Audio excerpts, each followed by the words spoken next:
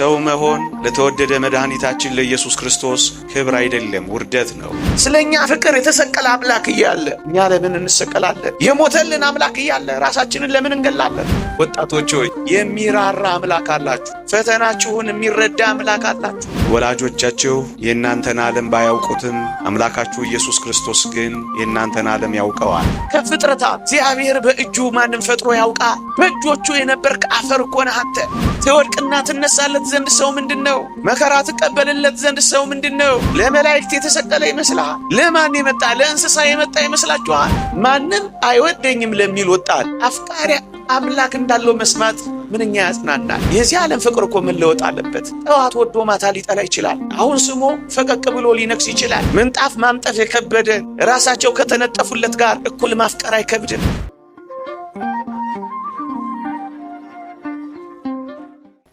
ተቤዥቼሃለሁና አትፍራ፣ በስምህም ጠርቼሃለሁ፣ አንተ የኔ ነህ። ለዚህች ምሽት እንደ እግዚአብሔር ቅዱስ ፈቃድ የምንማርበት ኃይለ ቃል ነው።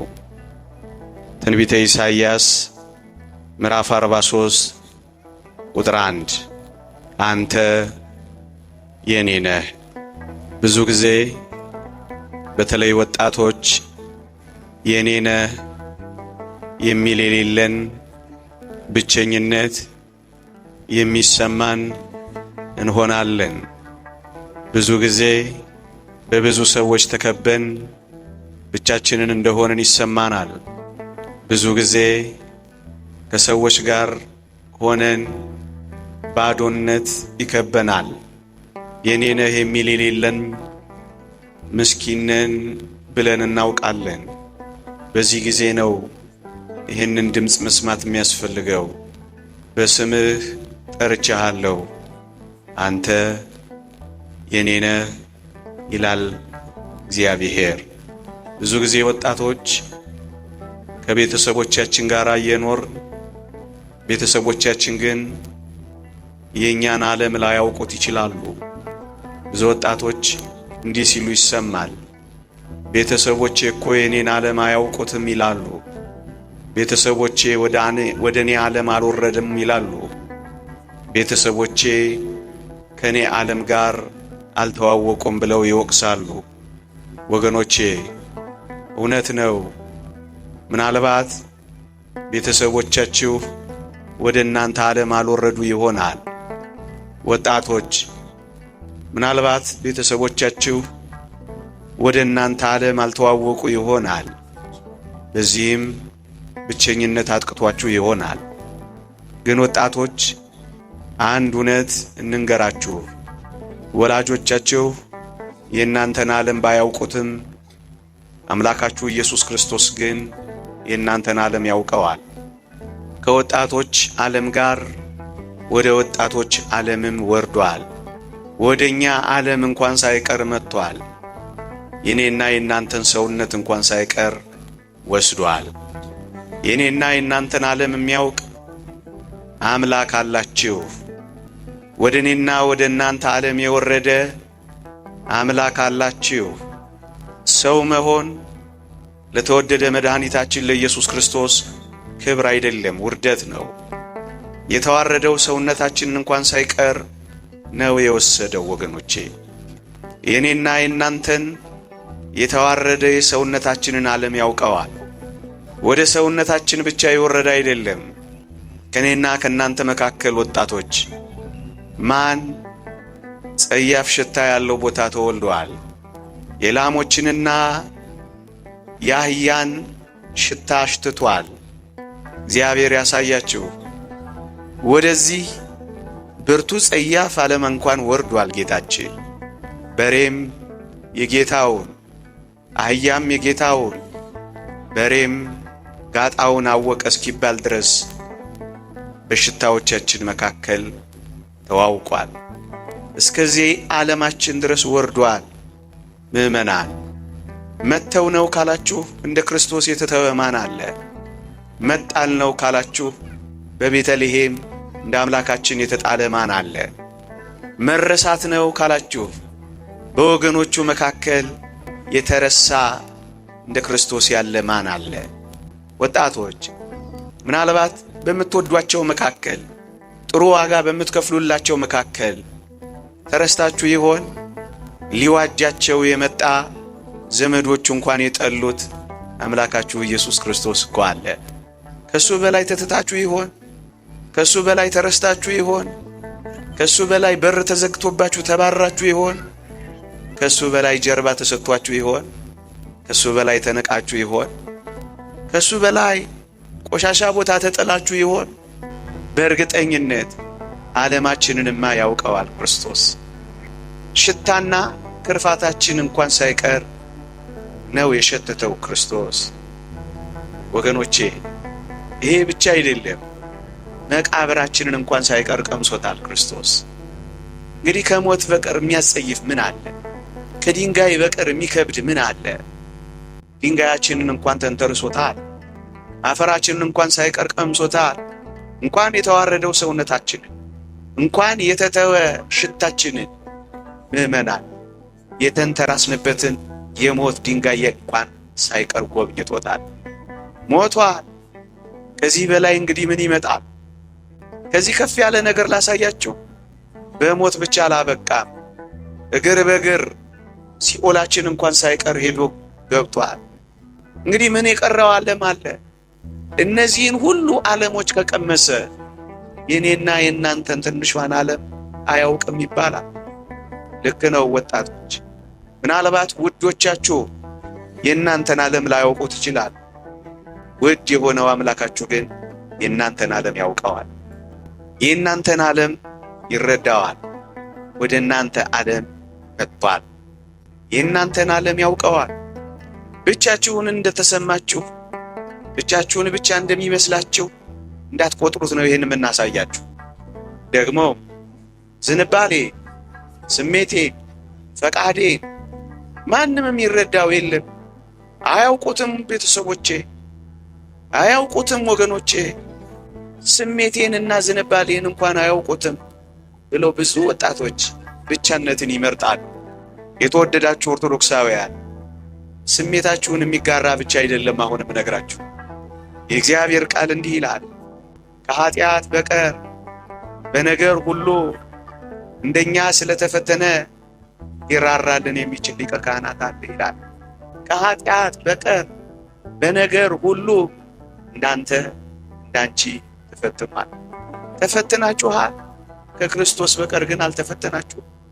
መከራ ደርሶባችኋል። ከአምላካችሁ በቀር መከራ የደረሰባችሁ ግን አይደላችሁ። ከኃጢአት በቀር ስሜቶቻችን፣ ዝንባሌዎቻችን ሁሉንም ነገር ተጋርቷል። ያውቀዋል። የማያውቅ ጨካኝ አምላክ እንዳይመስላችሁ። ስለተፈተነ፣ መከራን ስለተቀበለ፣ ብቻነትን ስለተጋፈጠ፣ መተውን ስላጣጣመ ስትተዉ ይራርላችኋል። ብቻችሁን ስትተዉ ይጎበኛችኋል። የኔ ባይ ባጣችሁ ጊዜ የኔ ናችሁ ይላችኋል። ለዚህ ነው ከኃጢአት በቀር በነገር ሁሉ እንደኛ ስለተፈተነ የሚለው ቃል አጽናና። ባይፈተን ይጨክንብን ነበር። ነገር ግን መከራን ስለተቀበለ፣ በዚህ ዓለም ስለተፈተነ፣ ወጣት ሆኖ መገፋትን ስላየ ሊራራልን ይችላል ነው የሚለው። ወጣቶች ሆይ የሚራራ አምላክ አላችሁ። ፈተናችሁን የሚረዳ አምላክ አላችሁ።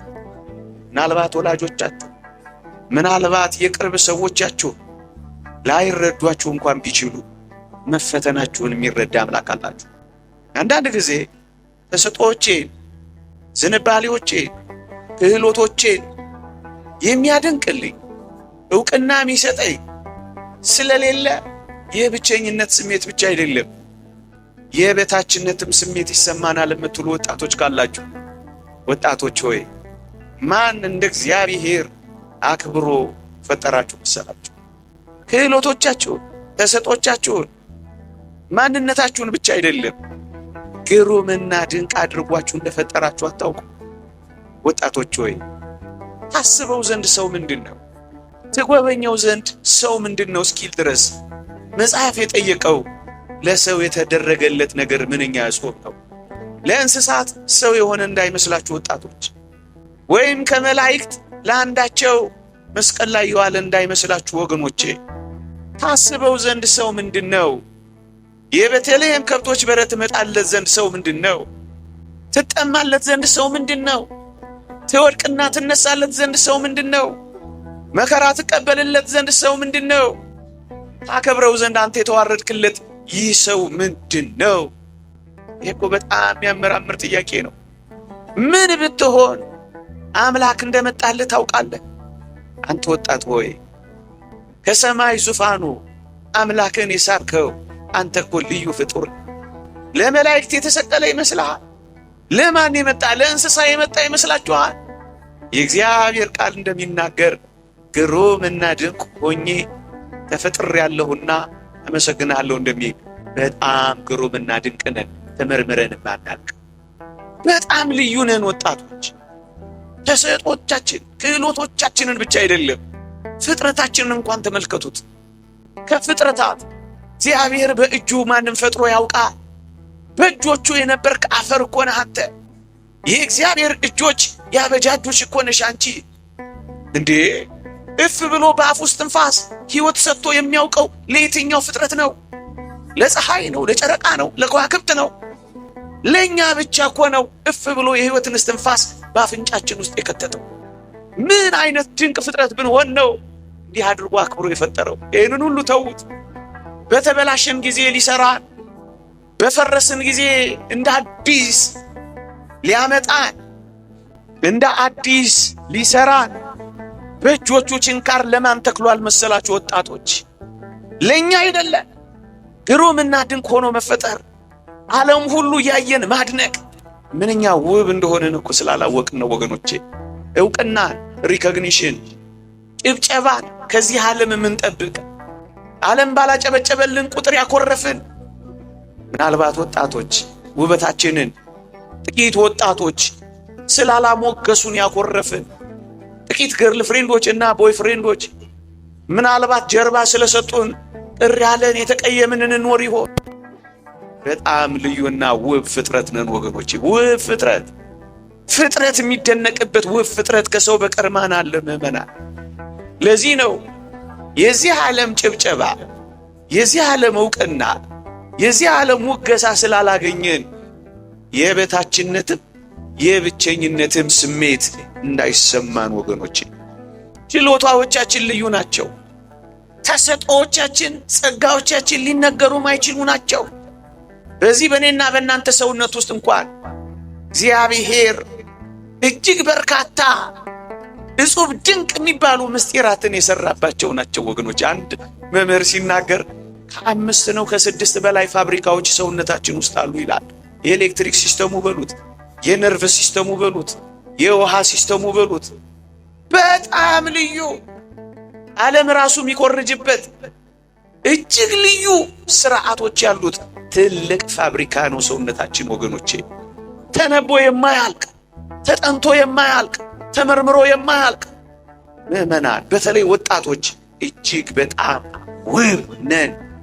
በዚህ ምክንያት የበታችነትም በዚህ ምክንያት የብቸኝነትም እንዳይሰማን በተለይ አንዳንድ ወጣቶች በእነዚህ የበታችነትና የብቸኝነት ስሜት ማንም የሚወደን እንደሌለ እየተሰማን ደስ የማይሉ ጊዜያትን እናሳልፋለን። ብዙ ወጣቶች ዕውቅና የሚሰጠኝ ብቻ አይደለም የሚወደኝ ሰው የሌለኝ እኔ የተጠላሁ ነኝ ብለው ያስባል። ይህን የእግዚአብሔርን ቃል በመጨከን ወጣቶች ሆይ ስሙ። እግዚአብሔር እንዲህ ይላል፣ በዘላለም ፍቅር ወድጄሻለሁ ሲል ስሙትማ። በዘላለም ፍቅር ወድጄሻለሁ። ማንም አይወደኝም ለሚል ወጣት አፍቃሪ አምላክ እንዳለው መስማት ምንኛ ያጽናናል። በዘላለም ፍቅር ወድጄሻለሁ የሚለው ማን? ሁሉን የያዘው እኮ ነው። ባለጸጋው እኮ ነው። ብርቱና ኃያል እኮ ነው። ፍቅሩ የማይለወጥ እኮ ነው። በዘላለም ፍቅር ወድጄሻለሁ የሚለው ምዕመናን፣ ይሄንን ድምፅ ሰሙታላችሁ ወጣቶች? አፍቃሪ አምላክ አላችሁ። የሚወድ አባት አላችሁ። ምናልባት የአንድ ጣታችሁን ያክል ሰው የማይሞላ ፍቅር ስለነፈጋችሁ ራሳችሁን የጠላችሁ እንዳትኖሩ ይህ ነው የማይባል በዓለም ውስጥም ከዓለም ውጭም የሆነ እግዚአብሔር አምላክ አፈቅራችኋለሁ ይላችኋል። የሚወድ አምላክ አላችሁ፣ የሚያፈቅር አምላክ አላችሁ። እሱ ነው በዘላለም ፍቅር ወድጄሻለሁ የሚለው። ታዲያ ማን ነው ማንም አይወደኝም የሚለው ክርስቲያን? እሱ ከወደደ ዓለም ቢጠላ ምንድን ነው የሚደንቀው? እግዚአብሔር ቢጠላ እኮ ነው የሚያስጨንቀው። ሁሉን የያዘ ጀርባ ሲያዞር እኮ ነው ሁሉም የሚገለበጠው። ወጣቶች ሆይ ምን አይነት አምላክ እንደሚወደን ታውቃላችሁ? ምናልባት እኛ ሰጥተው የሚያልቅባቸው፣ ዘርግተው የሚያጥፉ፣ ሞልቶላቸው የሚጎልባቸው እጅግ በጣም ዓለም ላይ ምስኪን የሆኑ ሰዎች ፍቅር ስለነፈጉን ይሆናል ራሳችንን እየጠላን ያለ ነው። እውነቱን ልንገራችሁ፣ የሚወደንና የሚያፈቅርን ባለጸጋው እግዚአብሔር አለላችሁ። ሰጥቶ የማይጎልበት፣ ሰጥቶ የማይሳሳ፣ ዘርግቶ የማያጥፍ ፍቅር የሆነ እግዚአብሔር ነው የሚወዳችሁ ወጣቶች። ብዙ ወጣቶች ፍቅር አጣን፣ መወደድ አጣን ብለን እየከፋን ወድ እየባሰን ደግሞ እየነፈረቅን ያለነው እኮ መለወጥ ያለበት ፍቅር በዚህ ዓለም ላይ ስላጣን እኮ ነው። የዚህ ዓለም ፍቅር እኮ መለወጥ አለበት። ጠዋት ወዶ ማታ ሊጠላ ይችላል። አሁን ስሞ ፈቀቅ ብሎ ሊነክስ ይችላል። አሁን ስቆ በኋላ ሊያስለቅስ ይችላል። መለወጥ ያለበት ፍቅር እኮ አጣን ብለን ነው እፍ ካለ በኋላ እፍ እያለ የሚያጠፋ ፍቅር እኮ አጣን ብለን ይሆናል ሆዴ ባሰን ወጣቶች። አሁን የምነግራችሁ በዘላለም ፍቅር ወድጄሻለሁ የሚላችሁ ግን መለወጥ የሌለበት ያውነት ነው ወገኖቼ። ፍቅሩ ዘውትር የማይወድቅ አፍቃሪ ነው እወዳችኋለሁ የሚላችሁ። መለወጥ የሌለበት ፍቅር ብቻ አይደለም ወገኖቼ። አሁን እኛ አጣን ብለን በጣም በዚህ ዓለም ላይ መኖር የከበደን ደግሞም አንዳንዶቻችን የደበረን አድሎ ያለበት ፍቅር ስላጣን እኮ ነው በጣም የጨነቀን። የዚህ ዓለም ፍቅር እኮ አድሎ አለበት። እናት እንኳን ልታደላ እኮ ትችላለች ስለ ፍቅር። አንዱን ወዳ ደግሞ ተቀነስ ልታረግ ትችላለች። አሁን በዘላለም ፍቅር ወድጄሻለሁ የሚል አምላክ ግን አድሎ የሌለበት ፍቅር ነው ወገኖቼ። ፈታሄ ሁሉን በእኩል የሚያይ ፍቅር ነው ወድጄሻለሁ የሚለው። ምንኛ ይደንቃል ምእመናን። እኔና እናንተን ከሰማዕታት ጋር መውደድ አይገርምም? በመንኮራኩር ከተፈጩት ጋር ማፍቀር አይገርምም?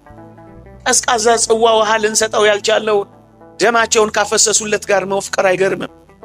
ምንጣፍ ማምጠፍ የከበደን ራሳቸው ከተነጠፉለት ጋር እኩል ማፍቀር አይከብድም?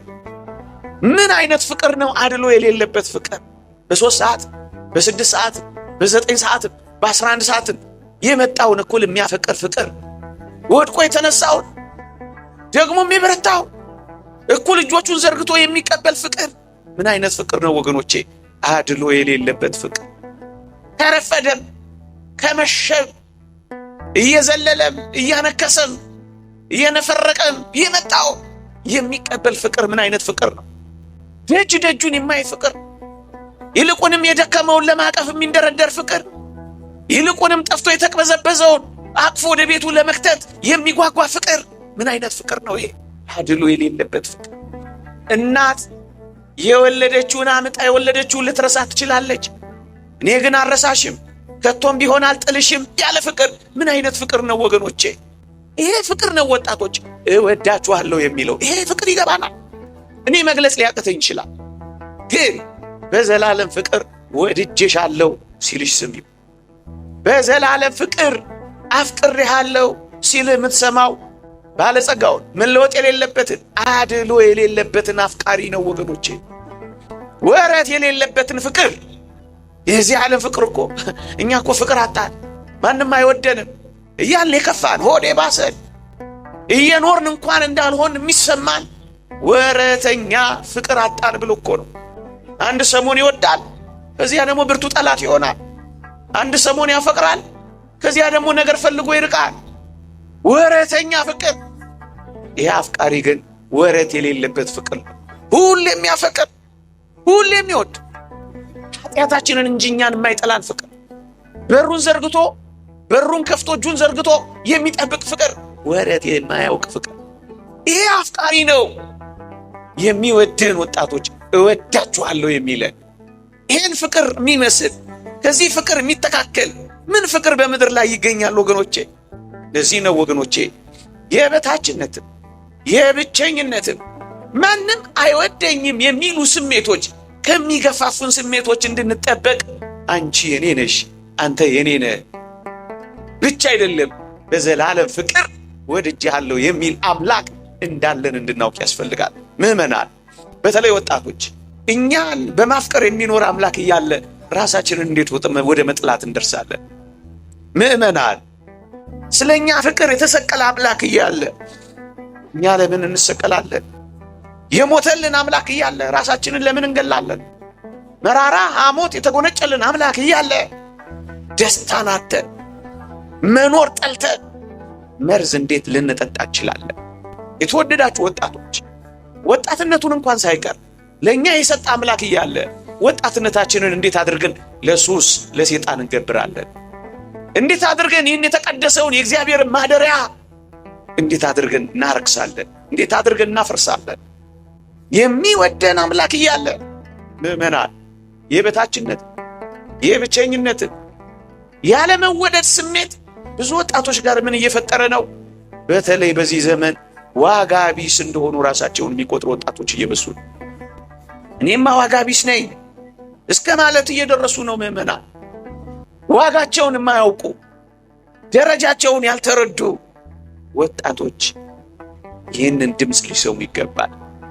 ብቸኛም እንዳይደሉ ወደ ዓለማችን የወረደ ከኛ ዓለም ጋር የተዋወቀ ብቸኛም የበታችም ነን እንዳይሉ ልዕልናችንና ከፍታችንን ካሳየ ዋጋ ቢስ ነኝ ማለት ደግሞ ምንኛ ያሳፍራል። ክርስቲያኑ ሆኖ ዋጋ ቢስ ይሆናል። ወጣቶች ሆይ አንድ ብርቱ ዋጋችሁን ልንገራችሁ። ዋጋችን ቀራንዮ ነው። ዋጋችን የክርስቶስ የደም ዋጋ ነው።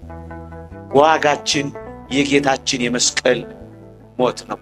ዋጋዬ ስንት ነው ካላችሁ ዋጋችሁማ ክርስቶስ ነው። የእግዚአብሔር ቃል በዋጋ ተገዝታችኋልና የራሳችሁ አይደላችሁም ይላል። ከመቼ ወዲህ ነው አንተ ዋጋ ቢስ ሆንከው? ዋጋችሁን ማወቅ ከፈለጋችሁ የወጣባችሁን ዋጋ ተለጥፎባችኋል፣ ወቁት። መስቀል የተለጠፈው ዋጋችን እኮ ነው ወገኖቼ። የተነቀስከው ዋጋ አለ ግን ያላወቅከው። የጠለፍነው ዋጋ አለ ግን ያልተረዳ ነው። ሁል ጊዜ አብረነው የሆን ግን ዋጋውን የናቅነው ዋጋ አለ። እሱ ምንድን ነው? መስቀል ነው። ጌታችን የከፈለልን ዋጋ ነው። ዋጋችንን ታውቁት ይሆን? ዋጋችን ከሰማይ ዙፋን መስቀል ዙፋን ላይ የዋለው ንጉሥ ነው ዋጋችን። በደም ዋጋ ተገዝተናል። ዓለም ይሄንን ዋጋ የምታወጣበት የምትገዛበት ምንም ነገር የላትም። ዓለም ምስኪንና በእኔና በእናንተ በተለይ ወጣቶች ዓለም እንኳን ቢሸጥ ያንተን ያክል ዋጋ ያወጣ። ለምን ይህ ዓለም አይሸጥ? እኛ እኮ ለዚች ብዙም ዋጋ ለሌላ እንዲህ ያለ ዋጋ እኮ ነው አራክሰን እየሸጥን ያለ ነው። የክርስቶስን የደም ዋጋ ለዚች ምስኪን ምንም ለሌላት ዓለም ዋጋ አድርገን እኮ እያቀረብን እኮ ነው። ዋጋ ቢስ ነኝ ምን? ዋጋህንማ አወቀው። ዋጋችንማ የደም ዋጋ ነው። ዋጋችንማ ቀራንዮ ነው። ዋጋችንማ ክርስቶስ የከፈለው ቤዛነት ነው ወገኖቼ።